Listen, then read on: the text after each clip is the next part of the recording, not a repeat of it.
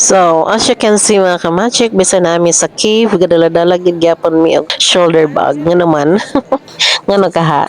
Ito ay tungod kay na diri mga kamagic ang among passport. So, dili gid siya pwede biyaan mga ka-magic sa hotel or bisan asa ang among passport kay nakasalalay diri ang among pag-uli sa Pilipinas. So, kung mag-travel abroad ka mga ka-magic, makarelate ra ka nga dapat ang passport naragina sa imuhang lawas. So, ayun nakatingal lang bisag na langob ga shoulder bag ang mga fag. So, una siya mga ka-magic, hapit na may maabot sa exit sa cave.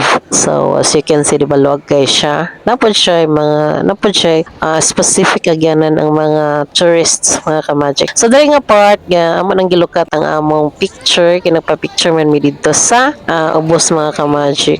Kung na opportunity nga mag-picture, gyud bahala nang mahurot ang allowance kay. Ato man na siyang remembrance, di ba? Once in a blue moon, or bitaw makabisita og lugar nga international pa gyud. So, pagawas nimo sa langop mga ka-magic, mo na siya ang mabulaga sa imong view, di ba? Amazing kay ang God's creation mga ka-magic. Grabe gyud.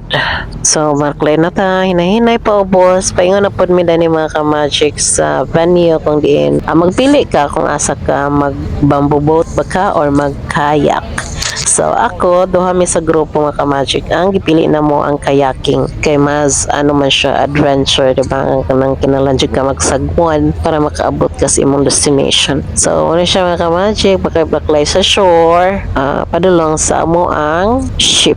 That's all for today. Thank you for watching. Bye! Don't forget to like, comment, subscribe, and share mga ka-magic.